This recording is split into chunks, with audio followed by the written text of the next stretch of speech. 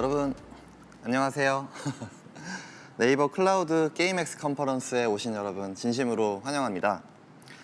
e스포츠 선수 출신으로서 이 자리가 매우 뜻깊게 느껴지는데요. 과거 e스포츠 경기장은 사실 정말 아담했었습니다. 하지만 여기 부산 e스포츠 경기장을 보니 다시 선수 시절로 돌아가고 싶은 마음이 드네요. 그럼 끝없는 도전으로 가득한 이윤열의 인생 이야기를 전해드리겠습니다.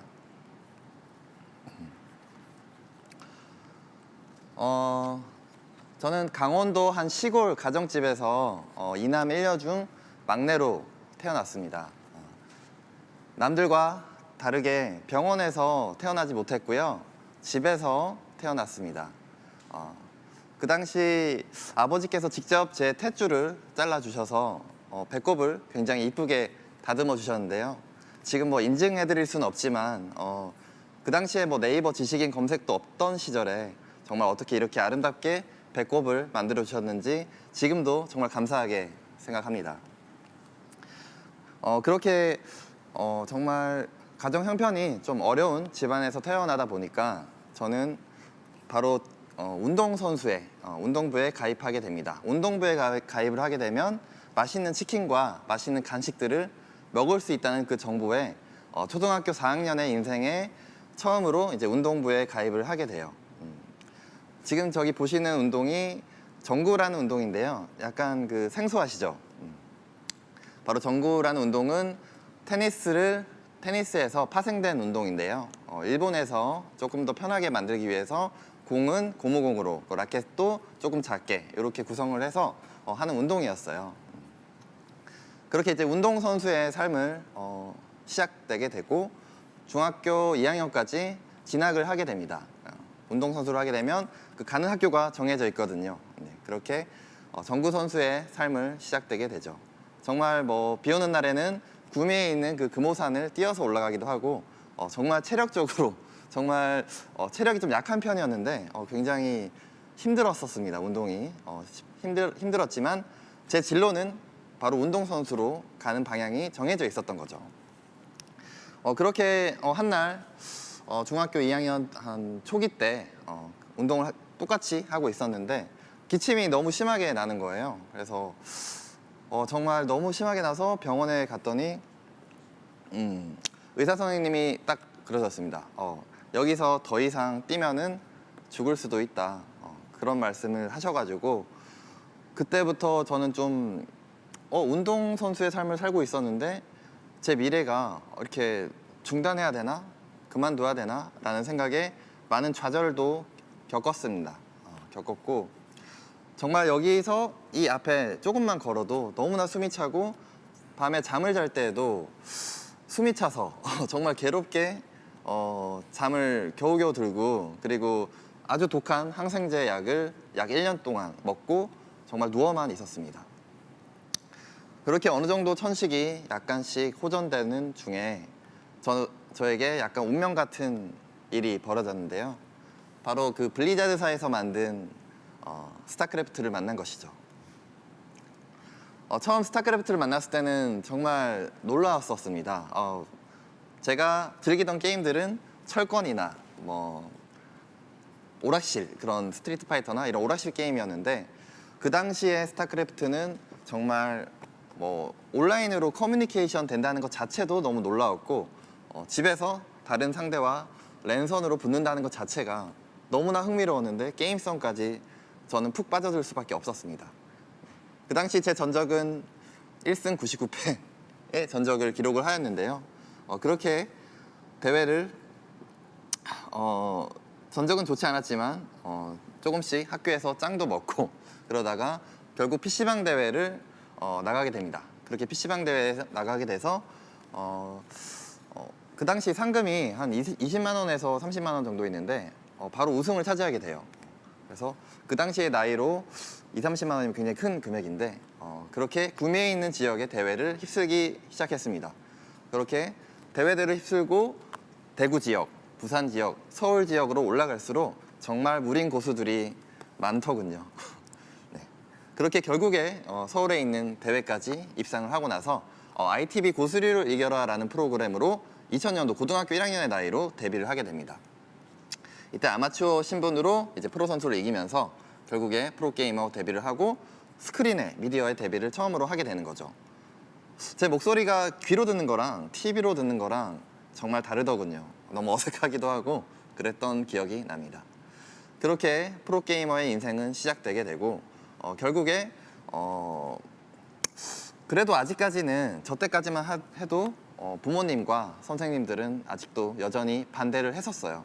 그 당시 프로게이머라는 직업 자체가 인식이 아직 잘 모르던 그런 시절이었기 때문에 하지만 저는 계속 결과를 만들어서 드렸습니다. 부모님을 설득한 방법은 상금, 계약금, 연봉 이런 거를 드렸고요. 선생님은 바로 문화부 장관상을 타서 드렸습니다. 드렸더니 학교에는 현수막이 걸리고 꾸중은 칭찬으로 교장실로 가서 이제 칭찬을 하게 되고 역시 부모님도 그 컴퓨터로 게임을 하고 있으면은 이제 매가 아닌 컴퓨터에 과일이 올라오기 시작했죠. 그렇게 프로게이머의 인생은 화려하게 진행이 되고 지금 저기 보이시는 사진에 파나소닉 스타리그에서 우승을 차지했는데 저 때 아직도 기억나는 게 경기장이 이제 올림픽 잠실체육관 체조 경기장이었는데요. 관중이 2, 3만 명 정도 수용할 수 있는 그 체육관에 정말 약 2만 명 가까이 모여서 정말 많은 사람들 앞에서 이렇게 경기를 한다는 것 자체가 너무 놀라웠고 너무 흥미로웠고 너무 행복했었습니다. 그리고 부모님께서도 너무 좋아하고 주변에 아들 자랑을 많이 하고 지내셨죠. 그렇게 아주 게이머 인생으로 행복한 인생들이 펼쳐졌었어요. 잠깐 영상 짧게 보겠습니다. 지금 벙커의 머리는 한기 같아요. 자, 스캔되고 마지막 벙커. 여기서 덩전. 야, 더 있나요? 럭 하나 있습니다. 하지만 제재.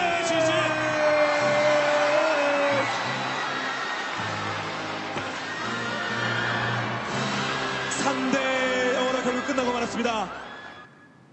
네, 참 어리네요 지금 봐도. 네. 그렇게 프로게이머의 인생들을 즐겁게 그리고 행복하게 그리고 우승의 커리어들을 쌓아가고 있던 시절의 또 사진이네요. 이렇게 약 20년, 18년 전이네 정확하게 전의 사진이고 임요한, 홍진호, 이은열 선수가 한 팀에 있었던 아이디얼 스페이스라는 팀에서 찍었던 사진인 것 같습니다. 지금은 각자 정말 다른 길을 걷고 있는 것 같습니다. 이렇게 행복한 순간들이 계속해서 지속되고 있었는데요. 가족과도 가장 행복한 그 순간을 지내고 있었습니다. 한날 제가 지하철을 타고 갈 때 스마일 마크를 본 적이 있어요. 근데 그 스마일 마크에서 한쪽이 어두운 마크가 있었거든요. 웃는 얼굴 속에 위험한 상황이 올 수 있다라는 그런 암시적인 그런 이미지였어요. 그래서 똑같이 연습을 하고 잠이 들었는데 새벽 5시쯤에 정말 불길한 부재중 전화가 찍혀 있었습니다. 저희 친누나가 55번의 부재중을 전화를 했던 건데요. 되게 불안했었어요. 왜 가족에게 이렇게 급한 전화가 올 리는 없거든요. 전화를 딱 받고 첫 마디가 바로 윤열아 아버지 돌아가셔서 빨리 내려와 였습니다. 저는 이제 말썽만 부리던 선수가 말썽만 부리던 아들이 이제 효도를 하기 시작하는 그 딱 단계에서 아버지를 잃을 수밖에 없었어요. 그래서 너무나 큰 슬픔에 빠졌었습니다. 1년 동안 술만 마시고 정말 그 아버지께 제가 그 사랑한다는 그 말을 한 번도 해본 적이 없었거든요. 정말 1년 동안 꿈에 아버지가 나올 때마다 사랑한다고 안으면 이제 사라지는 그런 꿈을 많이 꿨었고 그러다가 저는 모든 리그에서 밑바닥을 떨어질 수밖에 없었습니다. 인기도 자연스럽게 없어지고 자연스럽게 성적이 안 나오니 이제 상금이나 연봉도 많이 하락하게 되었죠. 하지만 저는 이제 다시 일어서야 됐습니다. 왜냐하면 가장이 되었기 때문이죠. 그래서 가장이 되었기 때문에 저는 여태 한 가지 다짐을 하게 됩니다. 무언가 절제를 해야 되는구나 해서 제가 술을 끊었고 우승하기 전까지 술을 마시지 않고 모든 경기를 메모를 하기 시작했어요. 그래서 아주 PC방 예선까지 떨어졌기 때문에 다시 과거처럼 연습하면 그 요즘 신인들을 이길 수가 없더라고요. 그래서 생전에 아버지께서 그 1년 전쯤에 보내주셨던 초시계가 생각이 나서 초시계를 딱 열어봤더니 그 팀원 숫자만큼 보냈는데 이미 너무 오랜 시간이 지나서 배터리가 다 방전돼 있고 한 2개 정도 작동을 했습니다. 네, 그래서 그 초시계를 가지고 정말 초를 재면서 전략을 구성을 했고 그거를 만약에 뭐 대회에 3판 이상 경기가 있으면 3페이지를 전날 메모를 하고 경기에 임했어요. 똑같이 하기 위해 기계처럼 실수하지 않고 반드시 기억해서 하나라도 놓치지 않기 위해서 메모장을 보고 경기에 임했습니다. 그렇게 했더니 결국에 다시 결승전에 올라가게 되었습니다. 제주도에서 열린 골든마우스 트로피가 걸린 경기인데요. 물론 제가 이전에 최초로 그랜드슬램도 달성해왔지만 저 골든마우스도 아무도 달성한 선수가 없었습니다. 그래서 한 1년 전에 임요한 선수가 도전했다가 실패를 했던 그 바로 골든마우스고요. 저 경기에서 저는 결승전이니까 5판 3선의 경기가 펼쳐지는데 메모장을 5장이 아닌 6페이지를 적었습니다. 바로 우승 소감을 미리 적었던 것인데요. 우승 소감을 미리 적었더니 더 긴장이 되고 누구보다 컨디션을 중요하게 생각하는 저로서는 잠을 많이 못 자서 너무나 걱정이 됐습니다. 그리고 제주도에서 결승전이 펼쳐지다 보니 이제 어머니를 모시고 결승전을 진행을 했는데요. 어머니께서는 이제 이 결승 관람을 하고 나서 이제 제주도 관광 일정이 잡혀 있었는데 아들이 우승하는 모습과 우승했을 때 관람하는 게 더 즐겁지 않을까요? 네. 결국에 저희 많은 가족들 앞에서 저는 우승컵을 들어 올리고 끝나고 회식 자리에서 소주를 마셨습니다. 정말 다시는 못 느껴볼 그런 순간이었어요. 제 인생의 최고의 순간이었고 그 순간은 다시 누릴 수 있을지 모르겠습니다. 저 때 깨달았던 것은 운동할 때 배웠던 그 체력과 끈기 그리고 게이머를 하면서 인생에서 배웠던 그런 절제력이 바탕이 되어서 정말 마지막 불씨를 태워서 임했던 노력의 결과였던 것 같습니다. 그렇게 이런 수상 경력, 주요 수상 내역인데요.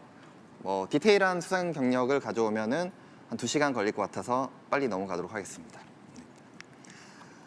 그렇게 저는 욕심이 많아요. 결국에 스타2 선수까지 군입대 공군 에이스라는 혜택이 있는 군대를 포기하고 스타2 선수를 또 전향을 해서 동시에 대학교 캠퍼스 복학까지 하게 되고 거기에서 사랑을 만나서 지금 결혼까지 해서 자녀까지 생겼습니다. 그래서 명예전당 쪽에도 전 세계 최초로 e스포츠 한국 명예전당의 아너스존의 명예로운 전당에 또 들어가게 되네요. 이렇게 e스포츠의 인생으로서는 즐거운 막을 내렸다고 생각이 됩니다. 하지만 프로게이머의 인생 이후에 인생은 마라톤이잖아요. 또 이제 1인 미디어 쪽으로 전향을 했습니다. 프로게이머의 경력을 인정받을 수 있는 곳은 많지가 않거든요. 하지만 1인 미디어가 그만큼 성장을 했고 저의 개인 화면이나 이런 부분을 보고 싶어하는 팬들 그리고 그분들을 위해서 1인 미디어를 진행을 또 했었습니다. 복면가왕을 패러디한 복면스타왕 그리고 7공주 서든데스라는 프로그램도 제작을 했었어요. 1인 미디어라는 것 자체가 혼자 기획도 하고 구성도 짜고 출연료도 하고 섭외도 하고 모든 걸 다 해야 됐습니다.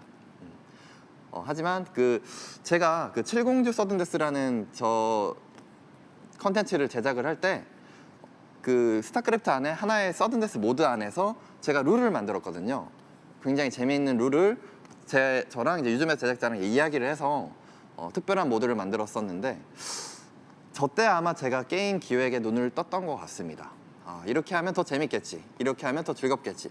해서 정말 저 대회가 성공적으로 재밌다는 평가를 받고 좋은 컨텐츠로 남았습니다. 그러다가 개인 방송하다가 결국에 제가 진짜 원하는 꿈이 뭘까라고 생각했던 생각이 많이 들더라고요.